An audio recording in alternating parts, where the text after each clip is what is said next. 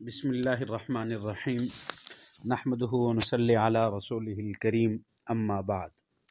احباب گرامی، امید ہے کہ آپ سب خیریت سے ہوں گے۔ آج ہمارا قواعد فقہیہ کورس کا 13واں سبق ہے اور آج ہم اس 13ویں سبق میں اصول نمبر 35، 36 اور 37 پڑھیں گے۔ جو اصول نمبر 35 ہے وہ یہ ہے کہ الاصل ان الحادثة اذا وقعت ولم يجد المؤول فيها جوابا ونظيرا في كتب اصحابنا فانه ينبغي له ان يستنبط جوابها من غيرها اما من الكتاب او من سنة او غير ذلك مما هو الاقوى فالاقوى فانه لا يعدو حكم هذه الاصول۔ یعنی یہ ہمارا جو 35 نمبر کا اصول ہے یہ ہے کہ جو پیش آمدہ مسائل ہیں، پیش آمدہ مسئلے کا جواب کتب احناف میں نہ ملے تو ہمیں کیا کیا جائے۔ اسی کے متعلق یہ اصول بیان کیا ہے کہ جب کوئی واقعہ پیش آئے، اس میں تعویل کرنے والے کو ہمارے اصحاب کی کتابوں میں کوئی مثال یا جواب نہ ملے تو اسے چاہیے کہ وہ ہمارے اصحاب کی کتابوں سے بہر سے اس کے جواب کا استنباط کرے، یا قرآن سے یا سنت سے جواب حاصل کرے، یا اس کے علاوہ دوسرے دلائل سے جواب حاصل کرے، دلیلوں میں قوی سے قوی تر تلاش کرے۔ ایسا کرے گا تو وہ ان قواعد کی حکمتوں سے تجاوز نہیں کرے گا۔ دیکھیں، یہاں جو ضابطہ بیان کیا گیا ہے کہ اس ضابطے میں کہ جو پیش آمدہ مسائل ہیں، نئے قسم کے مسائل ہیں، اور وہ مسائل اگر احناف کی کتب سے، ان کے احناف کے قواعد سے وہ استنباط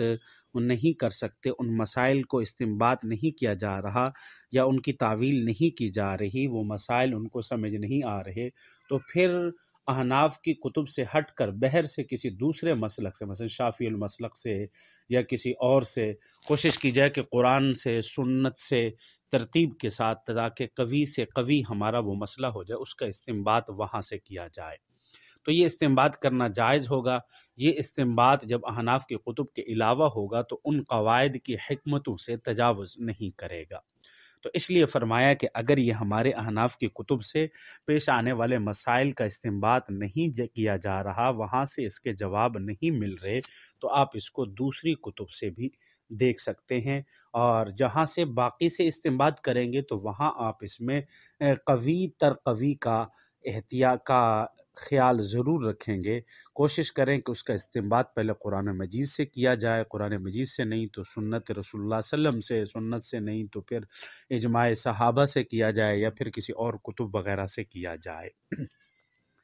آگے جو اصول نمبر 36 ہے، وہ اصول نمبر 36 یہ ہے کہ لفظ کے دو معنی میں سے واضح اور ظاہر معنی کو ترجیح حاصل ہوتی ہے،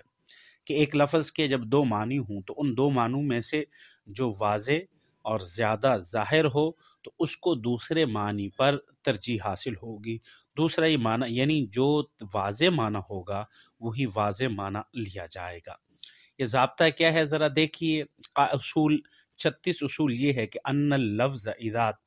تعدى معنین احدهما اجلا من الاخر والآخر اخفى فان الاجلا املاک من الاخفى، کہ جب ایک لفظ سے دو معنی ظاہر ہوتے ہوں تو ان میں سے ایک دوسرے کے مقابلے میں زیادہ واضح ہو، دوسرا اس سے خفی تر ہو، تو واضح معنی خفی معنی سے زیادہ معتبر ہوگا۔ اس قاعدے کے تحت امام نصفی علیہ رحمہ جو مثال لے کر آئے ہیں، وہ مثال قرآن مجید کی سورۃ مائدہ کی آیت ذکر کی ہے، اور وہ آیت یہ ہے کہ وَلَٰكِن يُؤَاخِذُكُم بِمَا عَقَّدتُّمُ الْأَيْمَانَ فَكَفَّارَتُهُ إِطْعَامُ 10 مساکین۔ اب اس کے اندر لیکن وہ تم سے اس پر مواخذہ کرے گا کہ تم نے پختہ ارادے سے قسمیں کھائیں، تو اس قسم کا کفارہ 10 مسکینوں کو کھانا کھلانا ہے۔ اسے ہمارے اصحاب نے اس عقد، یعنی اس عقدتم الایمان جو ہے، اس عقد کو قسم پر محمول کیا ہے جو واضح ہے، اور یہ مستقبل سے متعلق ہے، یہ زیادہ واضح ہے کہ اس کو قسم سے متعلق کیا جائے، اور قسم بھی وہ جو مستقبل کے اندر ہو، یمین منعقدہ جسے ہم کہتے ہیں۔ اور امام شافعی علیہ رحمہ نے اسے اس قسم پر محمول کیا ہے جو عزم قلب ہے، یعنی دل کے عزم سے ہے، اور یہ ماضی میں بھی واقع ہوتا ہے، لیکن ان دو معنوں میں سے دل کے اندر محض ارادہ کرنا یا مستقل کے لیے آگے طور پر قسم کھانا، بما عقدتم الایمان جو ہے، اب یہ زیادہ واضح ہے، تو اس لیے جب یہ زیادہ واضح ہے تو اسی کو ترجیح دی جائے گی، یہ زیادہ واضح ہونے کی وجہ سے اس کو دوسرے معنی پر ترجیح حاصل ہوگی۔ اور اسی کے ساتھ ایک دوسرا ضابطہ جو بیان کیا گیا ہے آگے، ضابطہ نمبر 37۔ ضابطہ نمبر 37 کیا ہے؟ انہو یجوز ان یکون اول الآیت علی العموم و آخرہا علی الخصوصی، یعنی آیت کے ایک حصے کا حکم عام اور دوسرے کا خاص ہو، یعنی یہ جائز ہے کہ آیت کے اول حصے کا حکم عام جبکہ آخری کا حکم خاص ہو۔ اس قاعدے کے تحت امام نصفی علیہ رحمہ یہ مثال قرآن مجید سورۃ النساء سے بیان کرتے ہیں، ومن قاتل مؤمنا خطأ فتحریر رقبۃ مؤمنہ ودیۃ مسلمۃ الی اہلہ،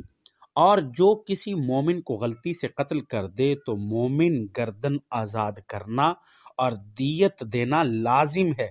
تو اس کے گھر والوں کے حوالے کی گئی ہو، یعنی ایسی دیت جو ان کے گھر والوں کے حوالے کی گئی ہو۔ پھر اللہ تعالیٰ نے اس شخص کے بارے میں جو دار الحرب میں اسلام لے آیا اور ہماری طرف ہجرت نہیں کی، اس کے بارے میں فرمایا فَإِنْ كَانَ مِنْ قَوْمٍ عَدُوٍّ لَكُمْ وَهُوَ مُؤْمِنٌ فَتَحْرِيرُ رَقَبَةٍ مُؤْمِنَةٍ، اگر وہ اس قوم میں سے ہو جو تمہاری دشمن ہے